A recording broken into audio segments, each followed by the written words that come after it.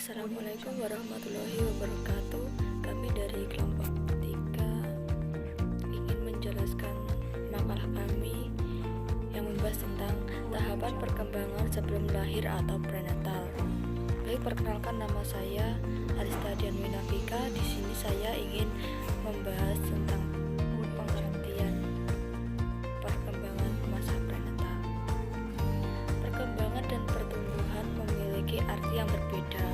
Pertumbuhan diartikan sebagai growth yang berorientasi pada aspek fisik seperti pertumbuhan badan, bentuk tubuh, dan sebagainya. Sedangkan perkembangan diartikan sebagai developmental yang berorientasi pada faktor mental, jiwa, dan psikologi. Jadi kedua istilah tersebut memiliki keterkaitan yang tidak dapat dipisahkan. Sebagai contoh, ketika bertambahnya umur seseorang maka akan mempengaruhi sifat psikologinya. Karena pertumbuhan dan perkembangan ini berjalan secara bersama dalam kehidupan manusia. Masa sebelum lahir atau bisa disebut periode prenatal merupakan periode awal mula kehidupan manusia yang dimulai ketika dibuahi oleh sel sperma sampai dengan waktu kelahiran seseorang individu.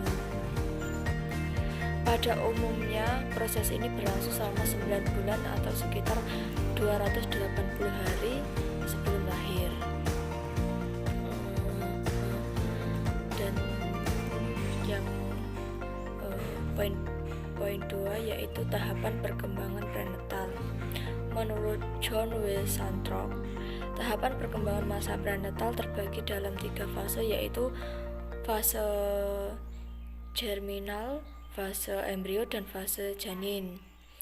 Dan yang pertama yaitu fase germinal. Fase germinal atau periode zigot, ovum, dan nutfah merupakan fase perkembangan prenatal yang terjadi 2 minggu pertama setelah proses pembuahan atau fertilization.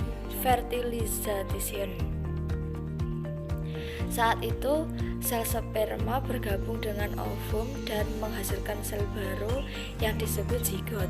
Kemudian zigot membelah menjadi sel-sel baru berbentuk bulat kecil dan disebut sebagai blastokis. Setelah 3 hari berlalu, blastokis ini akan mengandung sekitar 60 sel yang semakin banyak jumlah selnya akan semakin mengecil.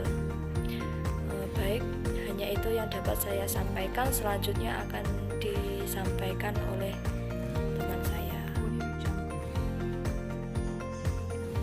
Bismillahirrahmanirrahim. Assalamualaikum warahmatullahi wabarakatuh. Perkenalkan, nama saya Azila Karomi dari kelas Tadir CPS Ayan Progo. Pada kesempatan kali ini saya akan melanjutkan penjelasan dari teman saya, yaitu pada bagian poin B, yaitu fase embrio atau embryonic stage. Yaitu fase embrio merupakan bagian dari pertumbuhan periode prenatal yang terjadi dari 2 sampai 8 minggu sejak masa pertumbuhan. Selama berlangsungnya fase ini, kecepatan proses perbedaan sel semakin inisiatif, sistem pendukung pada sel mulai terbentuk, dan organ-organ tubuh pada embrio mulai terlihat. Selama periode ini, pertumbuhan embrio terjadi dalam 2 proses, yaitu yang pertama pertumbuhan cephalochauda, artinya proses pertumbuhan yang dimulai dari bagian atas atau kepala. Yang kedua yaitu pertumbuhan prohimodistal, yang artinya proses pertumbuhan yang dimulai dari bagian pusat badan kemudian baru ke bagian-bagian yang lain. Dalam tahapan ini juga terdapat 3 sarana penting yang membantu dalam perkembangan struktur anak, yaitu kantong amnion, tali pusar, dan plasenta. Yaitu yang kedua yaitu yang poin C, yaitu fase janin atau fetus stage. Fase janin merupakan proses perkembangan sebelum kelahiran yang dimulai dari 2 bulan setelah pembuahan dan pada umumnya berlangsung selama 7 bulan.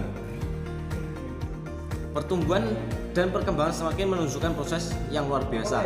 Perkembangan otak adalah suatu hal yang paling menakjubkan dalam perkembangan prenatal. Menurut psikologi Islam, setelah janin dalam kandungan genap berumur 4 bulan, bersama dengan itu ditentukan hukum perkembangan seperti sifat, karakter, bakat. Pada bulan keempat dan kelima, ini ibu sudah merasakan gerakan-gerakan janinnya seperti menonjok dan menendang. Selanjutnya, pada permulaan bulan ke-7, panjang bayi kira-kira 16 inci dengan berat 1,5-2,5 kilo. Ciri perkembangan fisik pada usia ini adalah bentuk dan mulut mulai menonjol, bergerak, mereguk, menelan atau menghisap ibu jarinya. Matanya juga mulai berkedip walaupun matanya masih tetap rapat. Sekian penjelasan dari saya. Yang selanjutnya akan dijelaskan oleh teman saya.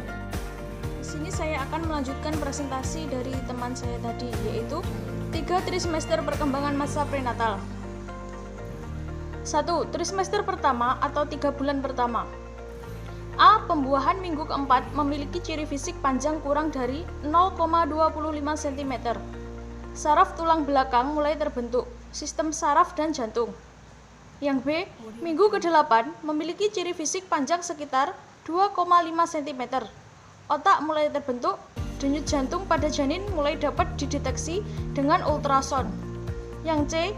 Minggu ke-12 memiliki ciri fisik panjang mencapai 7,5 cm dan berat 1 ons. Sidik jari mulai terbentuk dan mulai dapat tersenyum. Yang kedua, trimester kedua 3 bulan kedua. Yang A. Minggu ke-16 memiliki ciri fisik panjang mencapai 15 cm dan berat antara 4 hingga 7 ons. Denyut jantung kuat, kulit masih transparan. Yang B. Minggu ke-20 memiliki ciri fisik panjang mencapai 30 cm dan berat 0,25 hingga 0,5 kg. Denyut jantung mulai dapat didengar dengan stetoskop biasa. Yang C. Minggu ke-24 memiliki ciri fisik panjang mencapai 35 cm dan berat antara 0,5 hingga 0,75 kg. Kulit mengeriput dan dilapisi oleh lapisan pelindung vernix cerusa dan mata mulai terbuka. Yang ketiga, trimester ketiga atau 3 bulan terakhir. Yang A. Minggu ke-28 memiliki ciri fisik panjang mencapai 35 hingga 42,5 cm dan berat antara 1,25 hingga 1,5 kg. Lemak tubuh mulai bertambah dan sangat aktif dalam pernafasan belum sempurna. Yang B. Minggu ke-32 memiliki ciri fisik panjang mencapai 41,25 hingga 45 cm. Berat antara 2 hingga 2,5 kg. Minggu ke-36 sampai minggu ke-38 memiliki ciri fisik panjang mencapai 47,5 hingga 50 cm dan berat antara 3 hingga 3,75 kg. Memiliki kulit keriput. Assalamualaikum warahmatullahi wabarakatuh. Perkenalkan, saya Dia Ayu dari kelas Tadris Space A, NIM 208190013. Di sini saya akan menjelaskan mengenai faktor-faktor yang dapat mempengaruhi masa prenatal. Adapun faktor-faktornya terdiri dari teratogen, kesehatan ibu, gizi ibu, pemakaian bahan-bahan kimia oleh ibu, aktivitas fisik ibu, dan yang terakhir adalah lingkungan.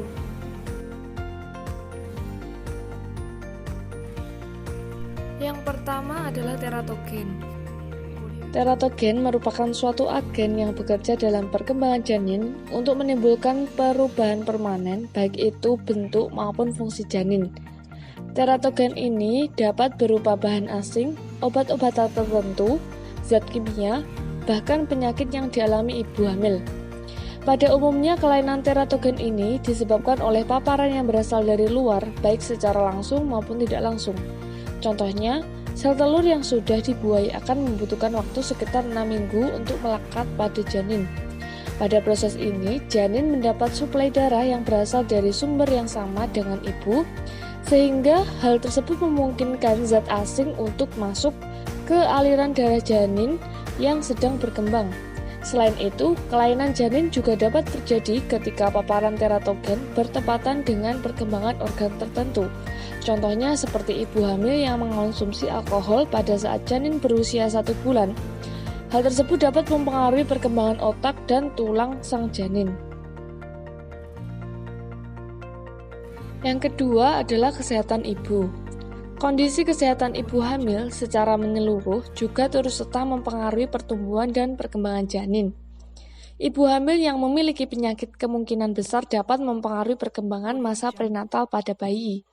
Apalagi penyakit yang bersifat kronis seperti kencing manis, penyakit kelamin, TBC, dan sebagainya dapat mengakibatkan bayi mengalami kecacatan.